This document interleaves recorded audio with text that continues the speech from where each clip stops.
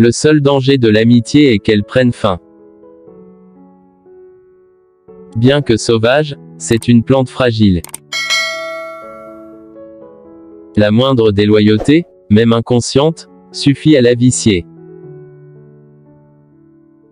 L'ami doit savoir que les défauts qu'il remarque chez son ami attirent les siens. Dans l'amour nous donnons, chacun à chacun, sous la forme d'une pensée ou d'une ambiance très subtilement immatérielle, le meilleur de nous-mêmes, ce qui, d'habitude, se dissipe, s'évapore en aspiration, et nous nous enrichissons mutuellement. L'amoureux seul perçoit un certain parfum d'humanité et y demeure. Pour lui, l'humanité n'est pas seulement une fleur, mais un arôme, une saveur. En tuant le temps on blesse l'éternité.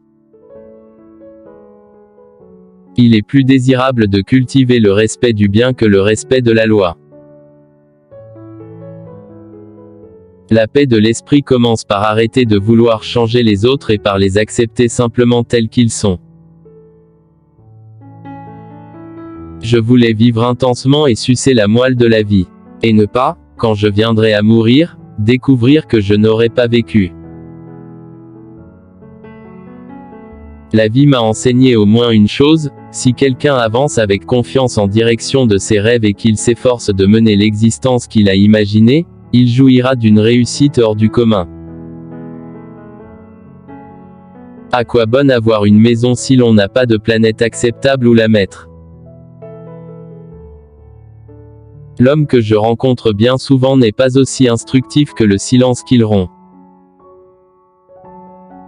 Tu dois vivre dans le présent, te lancer au-devant de chaque vague, trouver ton éternité à chaque instant.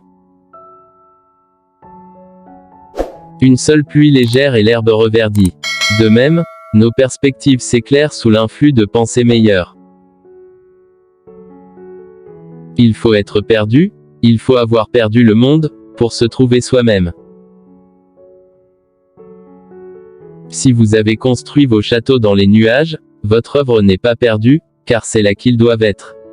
Installez-les maintenant sur des fondations. Dans un univers de paix et d'amour, la musique serait le langage universel. Il y a des milliers d'hommes qui taillent dans les branches du mal pour un qui s'attaque à la racine. Si un homme ne marche pas au pas de ses camarades, c'est qu'il entend le son d'un autre tambour. J'ai la nostalgie d'une de ces vieilles routes sinueuses et inhabitées qui mènent hors des villes.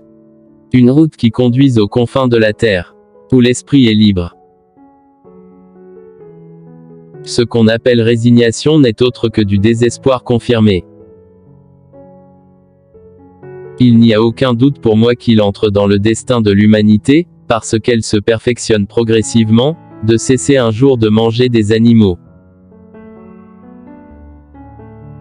Ce qu'il y a devant nous et ce que nous laissons derrière, cela est peu de choses comparativement à ce qui est en nous. Et lorsque nous amenons dans le monde ce qui dormait en nous, des miracles se produisent. Être éveillé, c'est être vivant. Plus on a d'argent, moins on a de vertu, car l'argent s'interpose entre un homme et ses objectifs pour les réaliser et il n'a sûrement pas fallu une grande vertu pour s'enrichir ainsi. L'argent met sous le boisseau nombre de questions auxquelles on serait autrement forcé de répondre, alors que la seule question neuve qu'il soulève, abrupte et superflue, c'est comment le dépenser. Ainsi le point d'appui moral s'effondre à la base. Les occasions de vivre diminuent en raison de l'augmentation de ce que l'on appelle les moyens. La meilleure chose qu'un homme puisse faire pour sa culture, lorsqu'il est devenu riche, c'est d'essayer de réaliser les idéaux qu'il entretenait lorsqu'il était pauvre. Merci pour l'écoute. Si t'as aimé la vidéo, n'oublie pas de liker et à partager, pour le référencement.